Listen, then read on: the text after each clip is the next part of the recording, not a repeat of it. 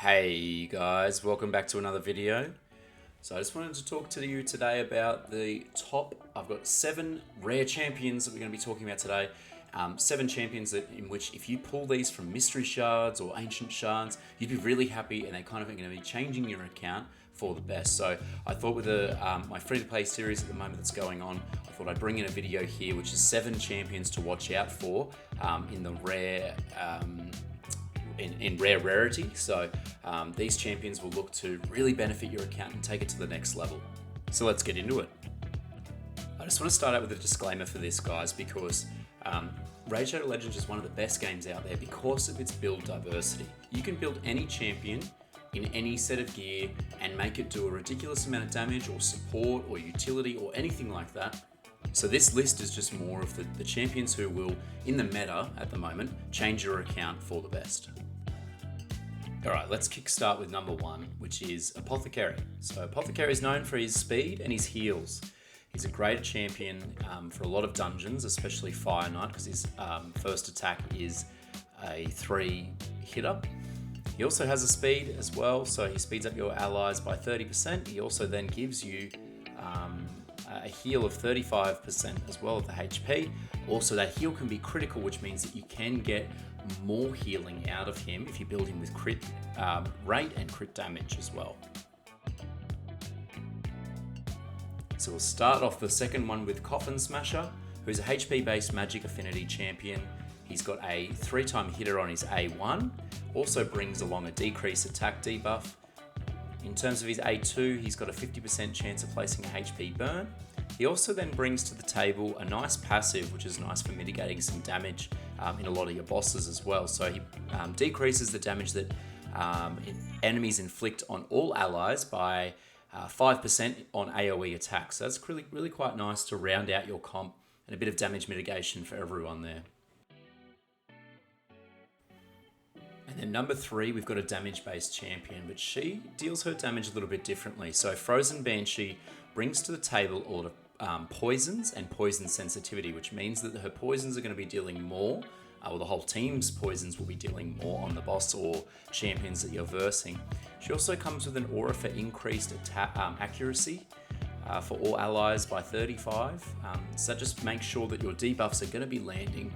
And that applies to all areas of the game, not just specifically either dungeons or campaign or faction crypts or anything like that. She also has a little bit of turn meter fill as well. It's not too much. You'd probably turn that off if you were, for example, in clan boss or anything like that. So her main real abilities are that poison sensitivity and the poison debuffs. Okay, so our next champion is Heiress. Now she is a champion who is probably more suited to you when you're later into the game.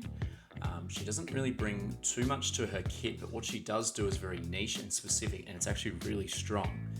So her A1, she just attacks a normal enemy. If she gets an extra turn there, if the target's killed, yeah, whoop-de-doo. Then her A2 and her A3, where she starts to become a bit more niche. So she's got an A2 there where she takes a random debuff off all allies and then gives them a 30% increased speed buff. Then her passive, she gives a counter attack each time an ally is attacked. That can only occur once per hit. She also gives a speed aura as well for 16% in dungeons. She's really quite a fast champion. And she comes with those counter attacks as well, which can deal a lot of damage in things like clan boss. Our next champion is Soulbound Bowyer. Now she is a champion who comes with a lot more damage as well. So she attacks all allies on an A1. She has an extra chance of getting a crit there as well. Same with her A2, extra chance of getting a crit. She'll ignore, though, 75% of the target's defense. So that hits extremely hard.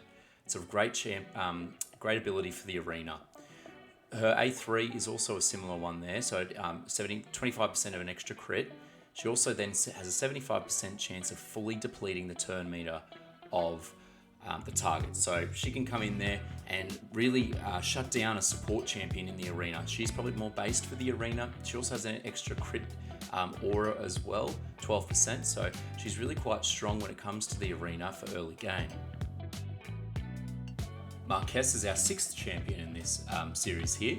So she's a defense-based champion who brings along a decreased attack debuff, also brings along a weaken and deals extra damage to those champions who are under that weaken debuff. She also has an ability to freeze as well. It's only a one attack enemy skill, so not too strong, but it does have a really high multiplier in terms of the damage against her defense. So she's a really strong champion who comes with a lot of debuffs in terms of the decreased attack and weaken. She also hits really hard and is based on defense as well, so that means that she's easier to keep alive than an attack-based champion. So our last champion in this is Castigator. So his main role is provoking champions with his attack 1. He then also has a defensive passive there where he takes 15% less damage from champions under provoke. His A2 I think is where he really shines. So he heals the ally with the lowest HP by 20% of this champion's max HP. So you can build him with really high HP and really high defense.